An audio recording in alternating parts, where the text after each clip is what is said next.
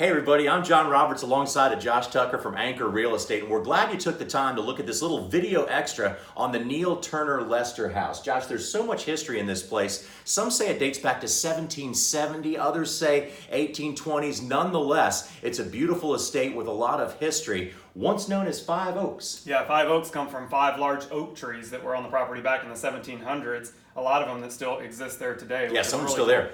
The Neill-Turner-Lester side of the story goes something like this. William Neill was a prominent farmer back in Catawba County back in the late 1700s. He acquired the property sometime around there, shortly after built the house. So like you said, sometime late 1700s, early 1800s. Sometime around 1850, the Fielding-Turner family bought the home. And they purchased it maybe for as little as $3,000. We don't know. That's a bargain. Yeah, that's a great deal back then, right? Then Fielding-Turner's daughter married a prominent architect, actually Catawba County's first architect, and his name was Sherrills Lester.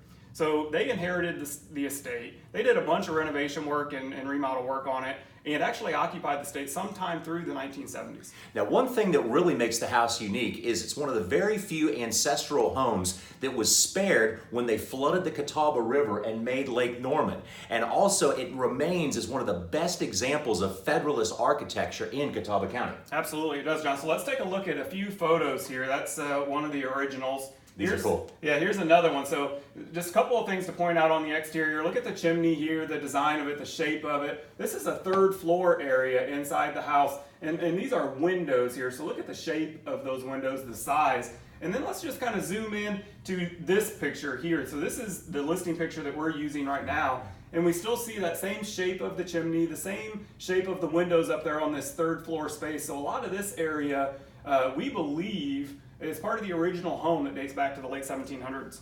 So let's take a look inside and see more of the wonderful history of this place. This is what we call the Grand Salon. And Josh, if you zoom in a little bit to this mantelpiece, several owners of this home have told us that these mantels, there's 2 of them, and they are original. And when you look at it, look at the Federalist architecture. This is what they made back in the late 1800s. And again, what makes it very cool. So let's go upstairs to that third floor loft area. And here you see this is today, yet it still preserves the 1800s architecture. You zoom in on these rafters up top and see you still have the beam and peg construction that was typical of that area, and also really preserves some of the charm of this southern estate. Absolutely. The history here is just amazing. And one other prominent thing to probably point out is, obviously with the history of the 3 previous owners, 2 of the more recent owners are prominent NASCAR drivers as well. Yeah, there's so much facility at this place. There's so much area and so much you can do with it, but at the same time, it still captures some of the original charm. Now, if you want to see